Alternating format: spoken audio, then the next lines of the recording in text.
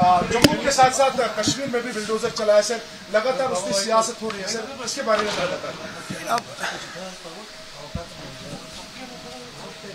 राजभवन के लगाए हुए अफसर अपनी मर्जी से बिना इलेक्टेड गवर्नमेंट की इजाज़त लिए, बिना कंसर्न्ड मिनिस्टर को कॉन्फिडेंस में लिए बुलडोज़र इस्तेमाल करें। इसका सीधा सीधा मतलब ये निकाला जाएगा कि इलेक्टेड गवर्नमेंट को कहीं ना कहीं बदनाम और जलील करने की एक बहुत बड़ी साजिश रचाई जा रही है। इसलिए हम बार बार कहते हैं कि हमारे डिपार्टमेंट में जो फील्ड स्टाफ हैं उन्हें लगाने की इजाज़त हमें होनी चाहिए।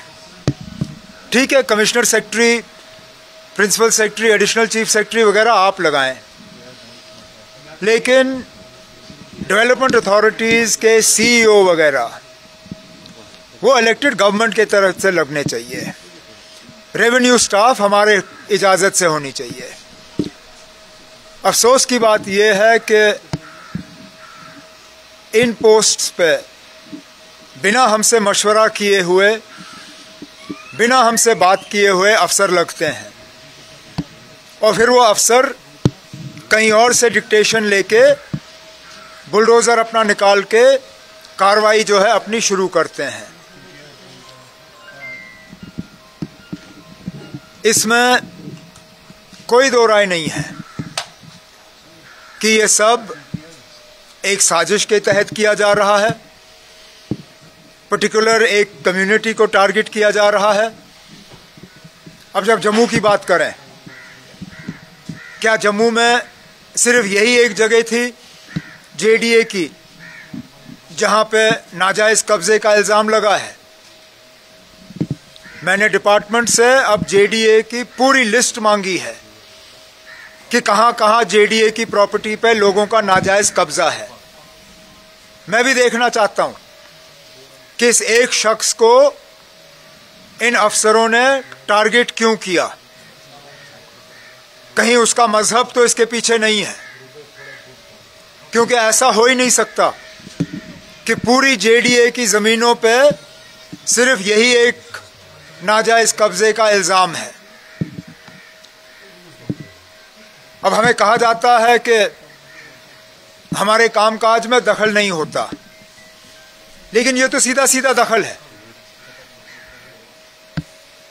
कोई मुझे दिखाए फाइल जहां पे मिनिस्टर को इन चीज़ों के बारे में बाखबर किया गया है, या कहीं पे हमसे मशवरा करके बुलडोज़र जो है गैराज से निकला गया है। कोई इस बात के हक में नहीं है कि सरकारी ज़मीन का गैर कानूनी कब्ज़ा हो,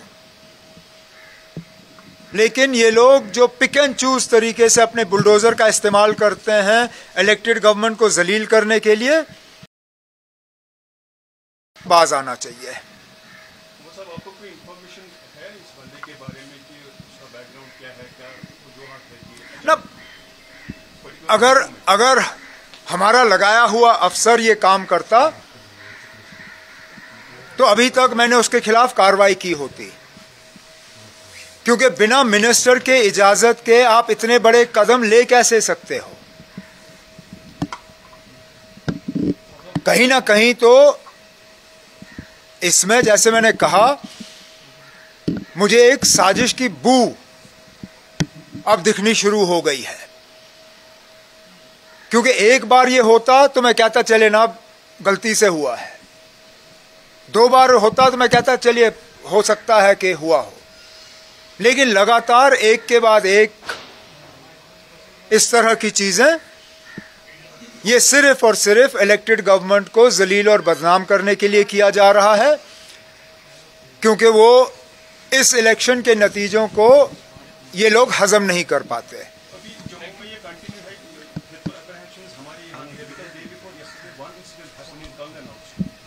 वही मैं कह रहा हूं ना ये हमारे जानकारी में लाई गई कि ये करने जा रहे हैं,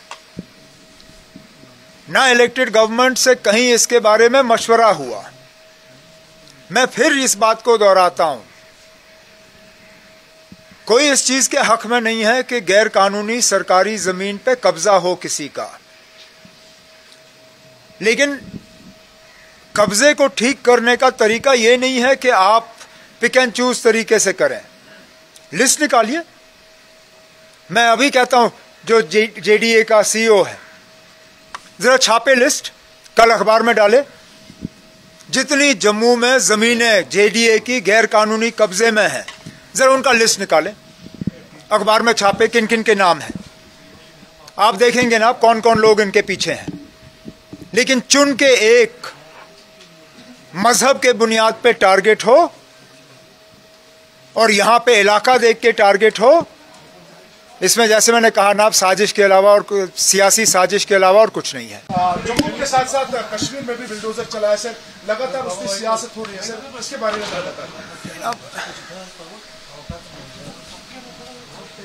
राजभवन के लगाए हुए अफसर अपनी मर्जी से बिना इलेक्टेड गवर्नमेंट की इजाज़त लिए, बिना कंसर्न्ड मिनिस्टर को कॉन्फिडेंस में लिए बुलडोज़र इस्तेमाल करें, इसका सीधा सीधा मतलब ये निकाला जाएगा कि इलेक्टेड गवर्नमेंट को कहीं ना कहीं बदनाम और जलील करने की एक बहुत बड़ी साजिश रचाई जा रही है।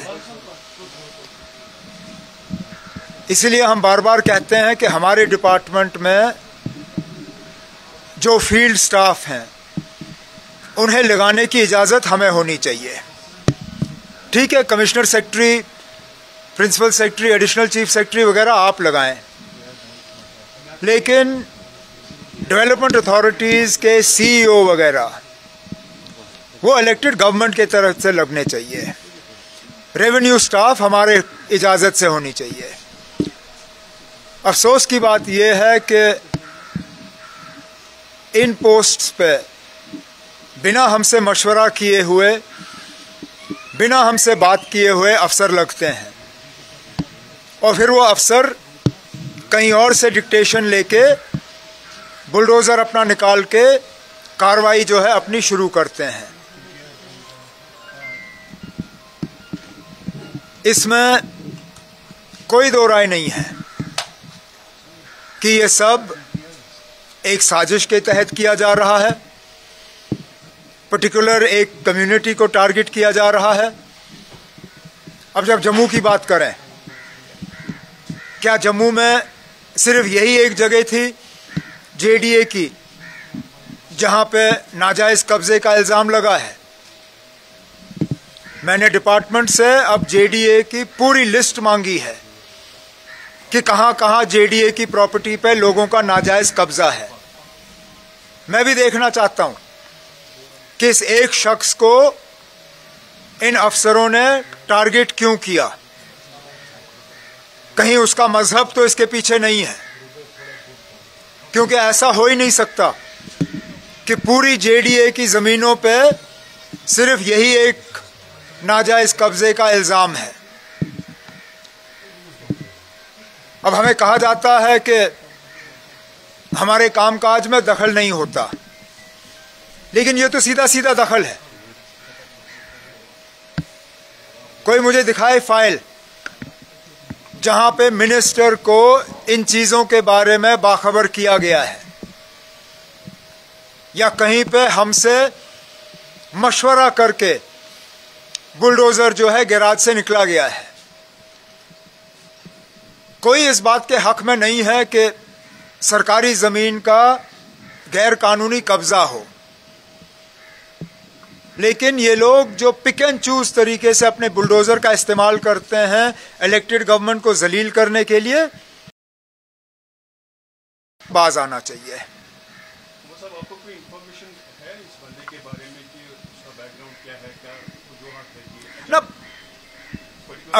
अगर हमारा लगाया हुआ अफसर ये काम करता तो अभी तक मैंने उसके खिलाफ कार्रवाई की होती। क्योंकि बिना मिनिस्टर के इजाजत के आप इतने बड़े कदम ले कैसे सकते हो? कहीं ना कहीं तो इसमें, जैसे मैंने कहा, मुझे एक साजिश की बू अब दिखनी शुरू हो गई है।